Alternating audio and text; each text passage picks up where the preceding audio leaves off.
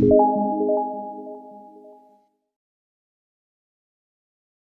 जीत कौर एक बार फिर मेरे YouTube channel Sai IAS academy में आप सभी का स्वागत करता हूं। अपन साइंस की क्लास में ब्लड को पढ़ रहे थे, तो कुछ क्वेश्चन मेरे से पूछे गए थे, मैं उसके बारे में बताता हूं। मुझसे ये पूछा गया था ब्लड बैंक के बारे में थोड़ा सा मैं आपको बताता हूं। सबसे पहले तो बात करते हैं ब्लड बैंक की।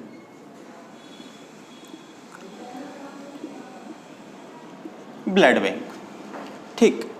जो ब्लड बैंक में ब्लड को जिस ताप पर रखा जाता है वो ताप होता है, ठीक। सबसे पहले बात करते हैं अपन ताप की, मतलब ब्लड बैंक में ब्लड को किस ताप पर रखा जाता है। तो ये रखा जाता है भाई 4 डिग्री सेंटीग्रेड से 4.4 डिग्री सेंटीग्रेड के बीच में रखा जाता है, ठीक। इसके बीच में क्या रखा भाई, ब्लड को रखा जाता है, जो आपका ब्लड बैंक का क्या होता है, ताप होता है। फिर यहाँ पर ये पूछ लिया जाता है कि 1 यूनिट ब्लड बराबर, 1 यूनिट ब्लड बराबर कितना होता है, ये आपसे एक क्वेश्चन पूछ सकता है। तो 1 यूनिट ब्लड बराबर होता है 350 ml ब्लड। कितना होता है भाई, 350 ml ब्लड। इस 350 में से 300 ml तो आपके पास क्या होगा, 300 ml तो क्या होगा आपके पास ब्लड होगा, और 50 ml क्या होता है, जो रुधिर को जमने से रोकता है, वो क्या होता है आपके पास, पदार्थ होता है, ठीक। 50 ml क्या होगा, जो रुधिर को जमने से रोकने वाला पदार्थ।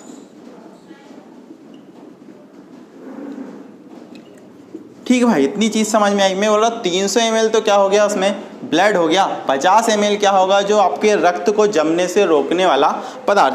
अब आपसे ये पूछ लिया जाएगा भाई, रक्त को जमने से रोकने वाला पदार्थ क्या है, तो सोडियम एसीटेट। क्या है भाई, सोडियम एसीटेट। क्या कहलाता है ये, सोडियम एसीटेट, ठीक। अब ये ब्लड को जमने से रोकने वाला क्या है गया, आपके पास एक पदार्थ हो गया। याद रखना, ये आपसे पूछ लिया जाएगा तो क्या है भाई, सोडियम एसीटेट, जो ब्लड को जमने से क्या करता है, रोकता है। और एक पदार्थ और होता है जिसे EDTA बोलते हैं।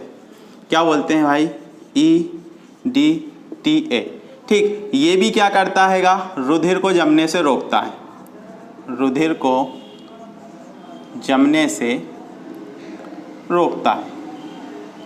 कौन रोकता है, EDTA। इसका फुल फॉर्म है आपके पास ethylene try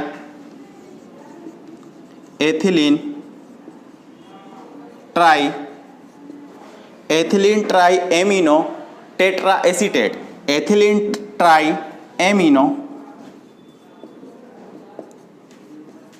tetra acetate.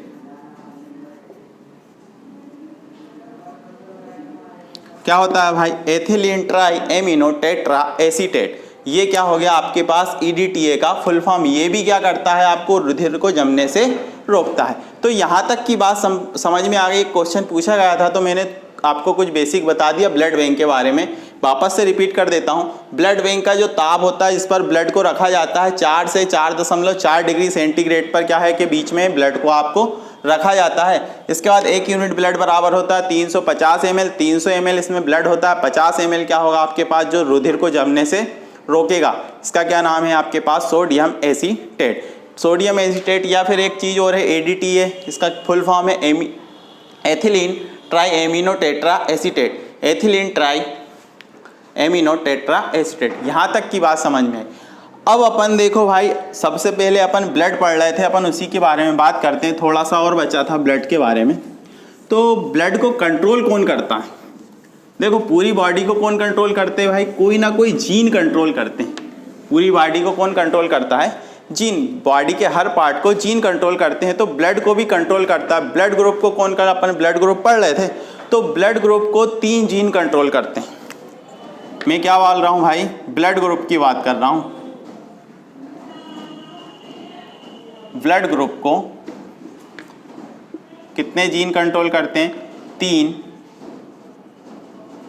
Gene control करते हैं। कितने जीन कंट्रोल करते हैं भाई? 3 जीन कंट्रोल करते हैं। ठीक, ब्लड ग्रुप को कितने जीन कंट्रोल करते हैं आपके पास? 3।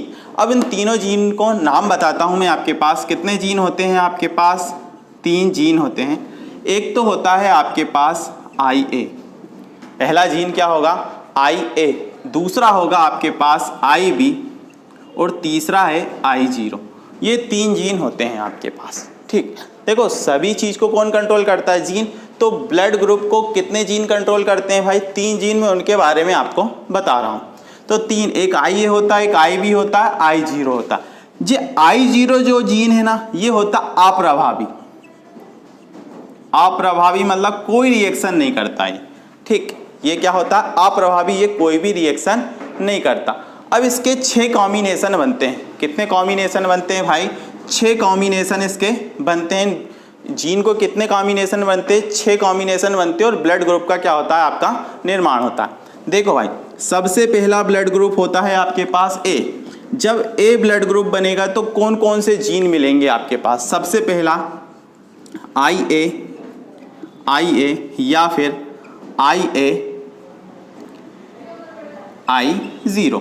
पहला जीन या तो दोनों IA होंगे तो ब्लड ग्रुप क्या बन जाएगा? A। IA के साथ I0, क्योंकि ये अप्रभावी है तो क्या A ही ब्लड ग्रुप बनने वाला है आपके पास।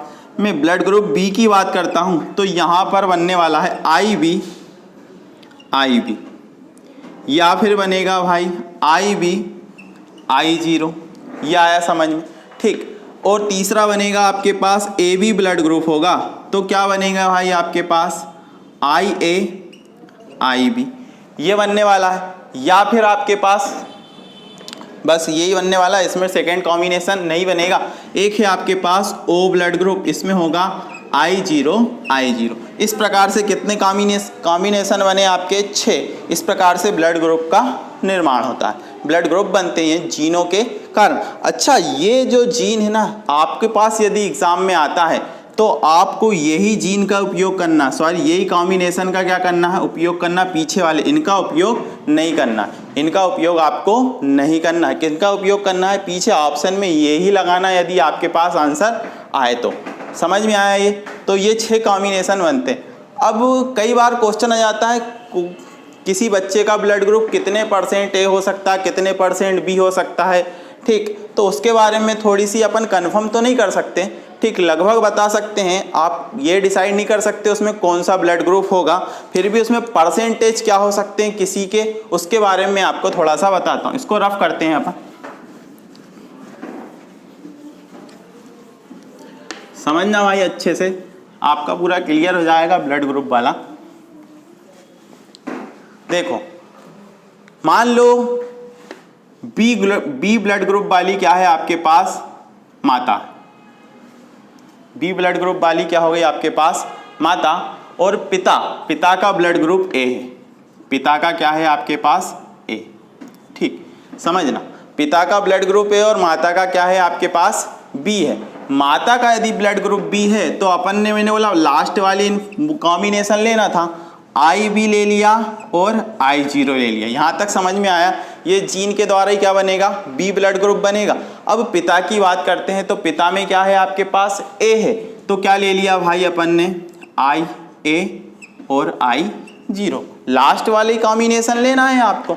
ठीक, चलो अभी इसको थोड़ा सा मैं चेंज करता हूँ। यहाँ पर ले लेता हूँ पिता का ब्लड ग्रुप हो गया आपके पास AB। थोड़ा सा चेंज करते हैं।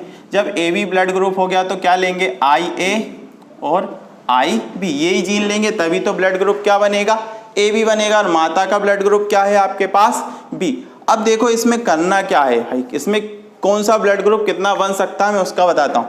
सबसे पहले तो इस IB का इसमें मल्टीप्लाई कर दो और इसी IB का इसमें मल्टीप्लाई कर दो। ठीक, समझ में आया क्या करना है? पहले इस IB का इसमें और इन दोनों में मल्टीप्लाई कर देते। पहली बार मल्टीप्लाई करा मैंने, पहली बार मल्टीप्लाई करा तो मुझे मिला भाई IA IB, मिला ना? IA IB। और दूसरी बार मल्टीप्लाई करा तो मुझे मिला भाई IB IB। यहाँ तक समझ में आया?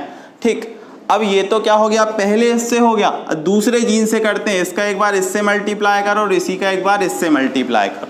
ठीक, देखो भाई इससे मल्टीप्लाई करता हूँ तो यहाँ लिख देता हूँ मैं नीचे I0, या इसको मैं लिख सकता हूँ IA I0, इन दोनों का मल्टीप्लाई हुआ और इन दोनों का मल्टीप्लाई हुआ तो ये बन गया आपके पास IB I0।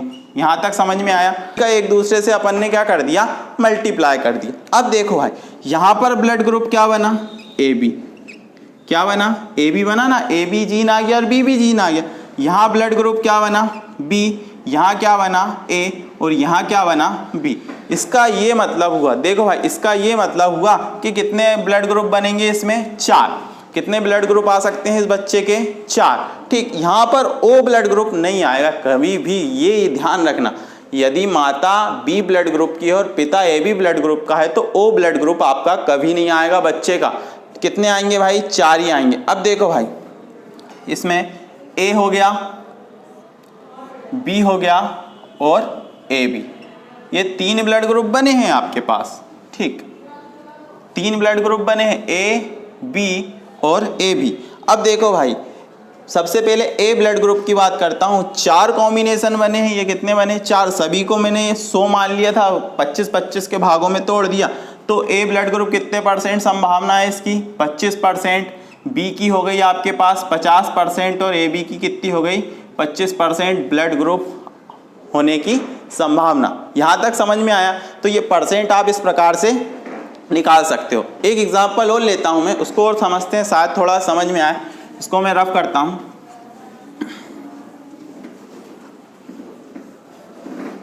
देखो भाई मान लो पिता A ब्लड ग्रुप का, माता B ब्लड ग्रुप की। पिता कितने ब्लड ग्रुप का भाई, A, और माता B ब्लड ग्रुप की।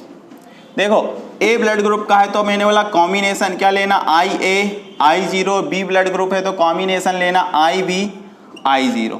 यहाँ तक बात समझ में आई? अब मैंने बोला सभी का मल्टीप्लाई करना है। देखो भाई इसका एक बार इससे मल्टीप्लाई कर दो और इसी का एक बार इससे मल्टीप्लाई कर दो। करते हैं अपन, तो IA IB पहला कॉम्बिनेशन बना, दूसरा है भाई आपके पास IA I0। अब एक बार इसका इससे और एक बार इसका इससे, यहाँ करते हैं अपन तो बना आपके पास IB I0 और यहाँ बना आपके पास I0 I0। मतलब यहाँ ब्लड ग्रुप क्या आया, AB, यहाँ पर A ब्लड ग्रुप, यहाँ पर B और यहाँ पर O ब्लड ग्रुप। मतलब सभी कितने कितने % आए भाई, 25-25%। कितने %, 25-25% सभी ब्लड ग्रुप की संभावना है कि बच्चे का जो ब्लड ग्रुप होगा AB भी हो सकता, A भी हो सकता, B भी हो सकता और O भी हो सकता है। इसकी संभावना कितनी है आपके पास, 25%। यहाँ तक आपको समझ में आ गया होगा। तो ये था आपके पास ब्लड से पूरी लास्ट तक की जानकारी। अब अपन आज इसी क्लास में स्टार्ट करने वाले हैं हार्ट, उसको पढ़ने वाले हैं। ठीक, तो यहाँ तक सभी को क्लियर हो गया? चलो भाई आज अपन स्टार्ट करने वाले हैं हार्ट के बारे में। हृदय, हार्ट या हृदय, मैंने बोला था 3 चीज़ पढ़ना है आपको ब्लड सर्कुलेशन सिस्टम। पहला ब्लड, दूसरा हार्ट और जो आपके रक्त कणिकाएं होती हैं आपके पास ब्लड कार्पसल, वो पढ़ने वाले हैं। तो अपन सेकेंड टॉपिक पे आया हार्ट। ठीक, सबसे पहले यहाँ से क्वेश्चन क्या आएगा, अपन बस उसी को फोकस कर रहे हैं। तो भाई इसके अध्ययन को क्या बोला जाता है? आपसे क्या पूछेगा कि हार्ट के अध्ययन को क्या बोला जाता है? जो स्टडी की जाती है हार्ट की, इसके अध्ययन को क्या बोला जाता है? तो कार्डियोलॉजी। क्या बोला जाता है भाई इसके अध्ययन को? कार्डियोलॉजी। आपने सुना होगा हार्ट वाले डॉक्टर को दिखाना कार्डियोलॉजिस्ट कहलाता है वो। तो इसके अध्ययन को क्या बोलते हैं अपन? कार्डियोलॉजी। ठीक, अब इस हार्ट को क्या बोला जाता है? इस हार्ट को अपने शरीर का इंजन बोला जाता है। याद रखना भाई, शरीर का इंजन।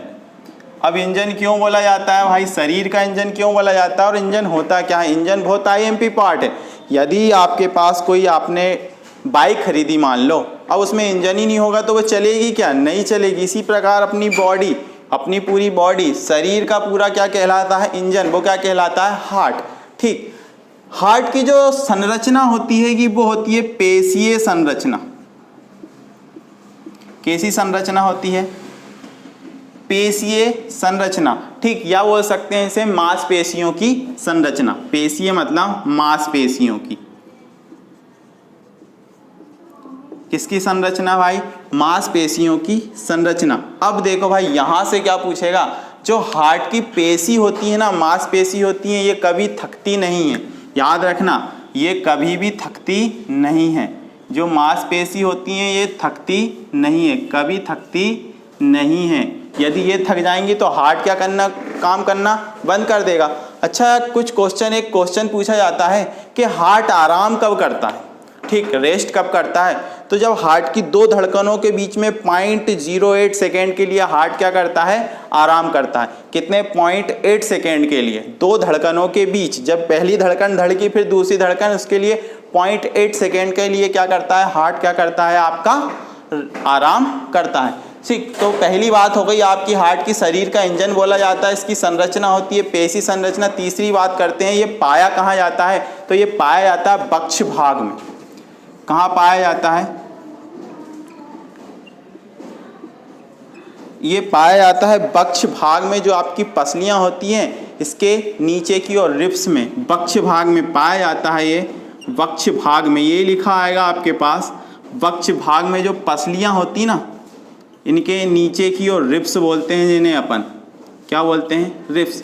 पसलियों के नीचे की ओर ये पसलियां होती है, रिब्स, इनके नीचे की ओर क्या होता है आपका, पाया जाता है। ठीक, आगे बात करते हैं अपन हार्ट। हार्ट का वेट कितना होता है, तो पुरुषों में होता है 300 ग्राम। याद रखना भाई, पुरुष में जो हार्ट का वजन होता है कितना होता है, 300 ग्राम। कितना होता है भाई, 300 ग्राम। और यदि महिलाओं की बात कर दूं, महिलाओं में हार्ट का वजन होता है 280 ग्राम। महिलाओं में कितना होता है भाई, 280 ग्राम, और पुरुषों में होता है 300 ग्राम। और जो हृदय का आवरण होता है उसे बोलते हैं कार्डियम। क्या भाई, इसकी बात कर रहा हूँ, हृदय का आवरण। हृदय का क्या आवरण? हृदय पे एक आवरण होता है, कवर होता है, जिसे क्या बोलते हैं, कार्डियम। किसका कवर होता है वो, कार्डियम का। किसका भाई, कार्डियम। किसका कवर होता है आपके पास, कार्डियम का। अब कार्डियम में 3 परत होती हैं। कितनी परत होती हैं, 3 परत होती हैं। मैं यहाँ पे लिख दूं, यहाँ पर आ रहा है ना, कार्डियम में कितनी परत होती हैं, 3। यहाँ पर आ रहा है ना, देखो भाई, कार्डियम में 3 परत होती हैं। कार्डियम की बात करता हूँ, कितनी परत होती हैं इसमें, 3 परत होती हैं। जो आपके पास हृदय का आवरण होता है किसका बना होता है, कार्डियम का बना होता है। कार्डियम में कितनी परत होती हैं, 3 परत होती हैं, बाहरी, मध्य और आंतरिक। ठीक, यहाँ पर देखना, सबसे पहले कौन सी, बाहरी परत, फिर होती है आपके पास एक मध्य, और एक लास्ट में होती है आपके पास आंतरिक। ठीक, 3 परत होती हैं। कितनी परत होती हैं, ये ऊपर मत लिख लेना, 3 परत होती हैं। ठीक, कितनी होती हैं भाई, 3। अब देखो सभी के नाम हैंगे। एपिकार्डियम, जो बाहरी परत होती है उसका नाम हैगा एपिकार्डियम। क्या बोलते हैं बाहरी परत को, एपिकार्डियम। जो बाहरी वाली परत होगी एपिकार्डियम, जो मध्य वाली होगी इसे बोलते हैं मायोकार्डियम। क्या बोला जाता है, मायोकार्डियम। और आंतरिक वाली एंडोकार्डियम। आंतरिक वाली एंडोकार्डियम। तो ये 3 परत होती हैं हृदय के आवरण की। तो यहाँ तक की कहानी समझ में आ गई। मैं एक बार फिर से आपको रिवाइज कराता हूँ। हार्ट का अध्ययन को बोलते हैं कार्डियोलॉजी, इसे शरीर का इंजन भी बोला जाता है। ठीक, इसकी संरचना होती है पेशीय संरचना, और जो मांसपेशी होती है हृदय की, ये कभी थकती नहीं है। ये हृदय आराम कब करता है, 2 धड़कनों के बीच 0.8 सेकेंड के लिए। ठीक, इसके बाद ये पाया कहाँ जाता है, वक्ष भाग में, जो रिब्स होती हैं उनके नीचे की ओर पाया जाता है। पुरुषों में 300 ग्राम इसका वजन होता है। ठीक, और महिलाओं में 280 ग्राम। हृदय के आवरण को बोलते हैं कार्डियम, और कार्डियम की 3 परत होती हैं, बाहरी, मध्य और आंतरिक। बाहरी परत को बोलते हैं एपिकार्डियम, मध्य परत को बोलते हैं मायोकार्डियम, और आंतरिक परत को बोलते हैं एंडोकार्डियम। अब आपने सुना होगा ईसीजी, हृदय की एक जांच की जाती है, ईसीजी। हृदय की क्या की जाती है, एक जांच की जाती है, जिसे बोल देते हैं अपन इलेक्ट्रोकार्डियोग्राफी। क्या नाम है इसका पूरा फॉर्म, इलेक्ट्रोकार्डियोग्राफी। क्या है भाई? Electrocardiography, ECG. ठीक, याद रखना, हृदय की जांच की जाती है किसके द्वारा? ईसीजी। इसका पूरा नाम क्या है? इलेक्ट्रोकार्डियोग्राफी। अच्छा, कभी कभी पूछ लिया जाता है भाई ईईजी। क्या पूछ लिया जाएगा? ईईजी। तो मैं इसको थोड़ा सा रफ करता हूँ, फिर आपको बताता हूँ। एक होता है ईईजी और एक होता है आपके पास ईएमजी। तीन जांच होती हैं, तीनों अलग अलग हैं। ठीक, मैं इसको रफ करता हूँ, फिर से बताता हूँ आपको।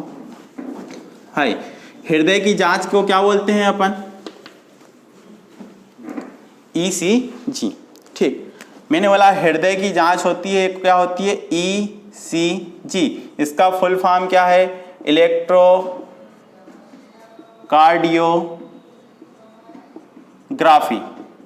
ठीक, एक होती है आपके पास ईईजी और एक होती है ईएमजी। ये होती है, ये तीन जांचें होती हैं, सब एक जैसी दिखती हैं, तो मैं सभी को यहीं पे बता देता हूँ। बाकी अपन जब इस टॉपिक पे आएंगे तब फिर पढ़ने वाले हैं।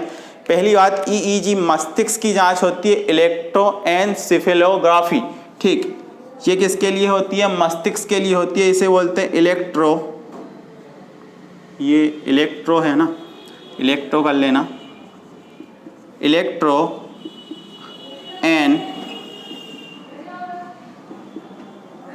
एन्सेफेलोग्राफी। ठीक भाई, ईईजी ये किसके लिए होती है? मस्तिष्क के लिए। ये जांच किसकी होगी? आपके मस्तिष्क की होगी। इसका नाम क्या होगा? इलेक्ट्रोएन्सेफेलोग्राफी, सिफेलोग्राफी। ठीक, इसके बाद है आपके पास सॉरी इसको थोड़ा सा सही लिखना, सिफेलोग्राफी, इलेक्ट्रोएन्सेफेलोग्राफी। एक होता है ईएमजी, ये होती है मांसपेशियों की, इसे बोलते हैं इलेक्ट्रोमायोग्राफी। ये किसके लिए होगी भाई? मांसपेशियों के लिए होती है। ये जांच किसके लिए होती है? मांसपेशियों के लिए। और इसका फुल फॉर्म क्या है? इलेक्ट्रोमायोग्राफी। क्या बोलते हैं इसे? इलेक्ट्रोमायोग्राफी। क्या बोला जाता है? इलेक्ट्रोमायोग्राफी। ये किसके लिए होगी? मांसपेशियों के लिए। तो तीन जांच होती है। सबसे पहले होती है ईसीजी, इलेक्ट्रोकार्डियोग्राफी। किसके लिए होगी? हार्ट के लिए, एक मस्तिष्क के लिए ईईजी, इलेक्ट्रोएन्सेफेलोग्राफी, और मांसपेशियों के लिए इलेक्ट्रोमायोग्राफी। यहाँ तक की बात समझ में आई? तो ये था भाई आपके लिए हार्ट के बारे में आपके पास जनरल इंफॉर्मेशन। यहाँ से आपको एक नॉर्मली क्वेश्चन मिलेगा। अब अलग अलग जीव में अलग अलग चेम्बर होते हैं आपके, जैसे मनुष्य में 3-4 चेम्बर होते हैं। इसमें 2 आलिन 2 नीले होते हैं, आर्टिकल वेंट्रिकल बोलते हैं जिन्हें अपन। ठीक, तो उनके बारे में पढ़ते हैं अपन आगे। तो यहाँ तक की बात सभी को समझ में आ गई, उम्मीद करता हूँ यहाँ तक आपको समझ में आ गया होगा। अब अपन आगे देखते हैं। तो ये आपके पास ये मैंने बता दिया है। अब इसको किस संघ में रखा है, इसको उसके बारे में बात करता हूँ। सबसे पहले मछली होती है आपके पास पिसीज वर्ग की। मछली को किस वर्ग में रखा है? पिसीज। उभयचर को रखा है एम्फीबिया। कौन से संघ के प्राणी होते हैं? एम्फीबिया। उभयचर समझते होंगे जो थल में भी रहते हैं और जल में भी रहते हैं। इसके बाद सरीसृप, इसे बोलते हैं रेप्टिलिया। कौन से संघ का प्राणी है? रेप्टिलिया।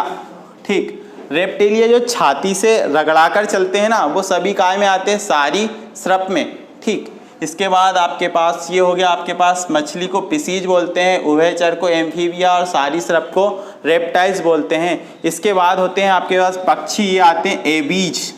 कौन से संघ में होते हैं? एबीज संघ के होते हैं पक्षी। और जो आपके पास स्तनधारी हैं सभी मेमल्स, सभी किस में आएंगे? मेमल्स में।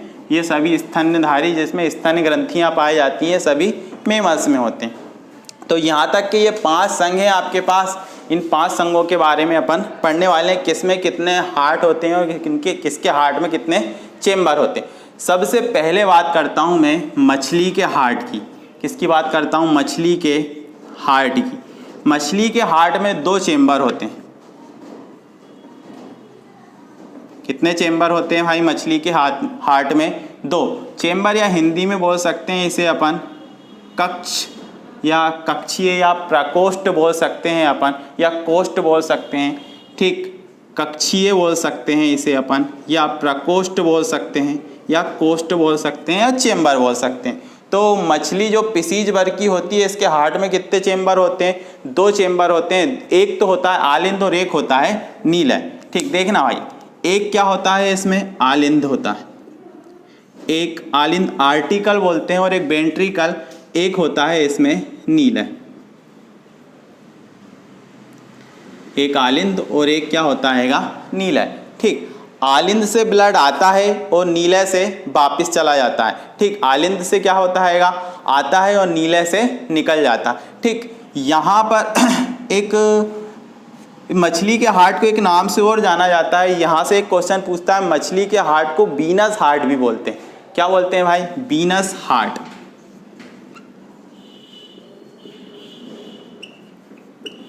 मछली के हार्ट को क्या बोलते हैं? वीनस हार्ट भी कहते हैं।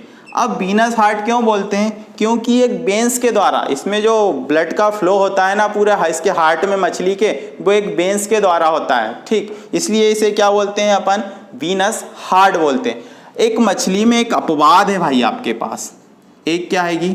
अपवाद है। एक मछली है जिसमें कितने चेम्बर होते हैं? 3 चेम्बर, 2 चेम्बर नहीं होते हैं। उसका नाम हैगा आपके पास डिडनोई। ठीक, याद रखना इस मछली का नाम क्या है? डिडनोई। क्या है भाई? डिडनोई। इस मछली में कितने चेम्बर होते हैं? 3 चेम्बर होते हैं। कितने चेम्बर होते हैं भाई इसमें? 3 कक्षीय होता है इसका हार्ट। एक मछली है क्या? डिडनोई, अपवाद। तो यहाँ तक की बात समझ में आई। ये तो किसकी बात हो गई? आपकी मछली पिसीज वर्ग की बात हो गई। अब अपन चलते हैं 3 कक्षीय जिनके हृदय में कितने चेम्बर पाए जाते हैं? 3, 2 आलिंद होते हैं और एक नीलय होता है। ठीक, तो ये दोनों संघ के, किसकी बात करता हूँ भाई? एम्फीबिया और रेप्टाइल्स, ये दोनों संघ। इसमें कितने चेम्बर होते हैं इनके हार्ट में? 3 चेम्बर। कितने चेम्बर होते हैं भाई? 3 चेम्बर। इनका हार्ट कितने कक्षीय होता है? 3 कक्षीय होता हैगा। ठीक, किस किस का? उभयचर। उभयचर जो थल और जल दोनों में रहते हैं, और सारी तरफ जो छाती से रगड़ा कर चलते हैं, सभी में कितने चेम्बर होते हैं इनके हार्ट में? 3 चेम्बर होते हैं। इसमें तो 2 तो हो गए आपके पास आलिंद, और एक होता है आपके पास नीलय। ठीक, 2 आलिंद होते हैं और एक नीलय। आलिंदों से क्या होता है? ब्लड आता है, नीलय से जाता है। अब इसमें भी एक अपवाद है भाई। इसमें भी क्या हो गया? एक अपवाद आ गया। मैं इसकी बात कर रहा हूँ, इन दोनों की। इसमें एक अपवाद हैगा, आपने सुना होगा घड़ियाल और एक मगरमच्छ। 2 अपवाद है इसमें, घड़ियाल और एक होता है मगरमच्छ। ये रेप्टाइल संघ का, इनमें और इनके हार्ट में होते हैं 4 चेम्बर। कितने होते हैं भाई चेम्बर? 4 चेम्बर। मतलब इनका हार्ट कितने कक्षीय होता है? 4 कक्षीय। तो ये समझ में आया, जिसमें 2 आलिंद और एक नीलय होता है इनके हार्ट में। और इनके हार्ट में क्या होता है? मछली में 1 आलिंद और 1 नीलय होता है। तीसरी अपन बात करते हैं यहाँ से। ठीक, पक्षी और स्तनधारी एबीज संघ और मेमल्स, इसकी बात कर रहा हूँ मैं। किसकी भाई? एबीज और मेमल्स की बात कर रहा हूँ, इसकी बात कर रहा हूँ। अब इनके हार्ट में कितने चेम्बर होते हैं? तो इनके हार्ट में होते हैं भाई 4 चेम्बर। कितने होते हैं आपके पास? 4 चेम्बर। कितने होते हैं भाई? 4 चेम्बर। इसमें 2 तो आलिंद होते हैं आपके पास, 2 आलिंद होते हैं, और 2 ही क्या होते हैं? नीलय। ठीक, दोनों आलिंदों से ब्लड आता है, नीलय से निकल जाता है इसमें भी। अब इसमें कोई अपवाद नहीं है आपके पास। ठीक, तो यहाँ तक की कहानी समझ में आ गई होगी सभी को। तो ये था भाई हार्ट के बारे में पूरी आपकी जानकारी। तो यहाँ पर आपका हार्ट क्या होता हैगा? कंप्लीट होता हैगा। हाँ, एक गाना सुना होगा अक्सर आपने, कई बार यहाँ से क्वेश्चन आ जाता है। एक गाना है आपके पास, काश कोई ऐसा भी होता कि 2 दिल होते सीने में। अब ये 2 दिल वाली बात कैसे आ गई, मैं उसको थोड़ा समझाता हूँ। ठीक,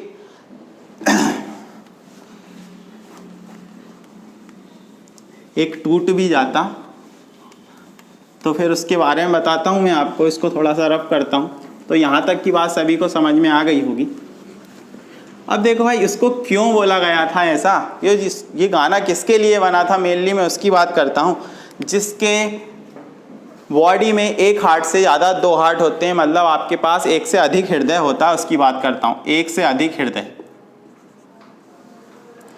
एक से अधिक हृदय, उनकी बात करता हूँ। तो वो ये गाना गा सकते हैं जो अभी मैंने बोला था, काश ऐसा भी होता कि 2 दिल होते सीने में। अब भाई ये कौन है कि यहाँ से आपसे एक क्वेश्चन पूछा जाता है, ठीक। तो सबसे पहले बात करते हैं अपन, सबसे पहले तो आता है आपके पास केचुआ। कौन आया भाई? केचुआ।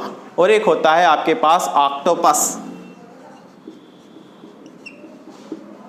एक क्या हो गया?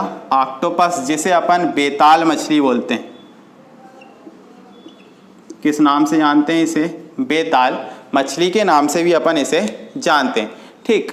इन दोनों में कितने चेंबर होते हैं भाई? इनमें 2 हार्ट होते हैं, ठीक। और केचुए में तो ज़्यादा 3 भी हार्ट होते हैं, 2.5 भी हो सकते हैं इसमें हार्ट केचुए में। और ऑक्टोपस में, इसमें 1 से ज़्यादा अधिक हृदय होते हैं। और एक होता है आपके पास, यहाँ तक तो समझ में आ गया। और एक होता है कॉकरोच, ठीक। एक क्या होगा आपके पास? कॉकरोच, ठीक। इसमें के हार्ट में 13 चेंबर होते हैं। इसके हार्ट में कितने चेंबर होते हैं भाई? 13 चेंबर होते हैं,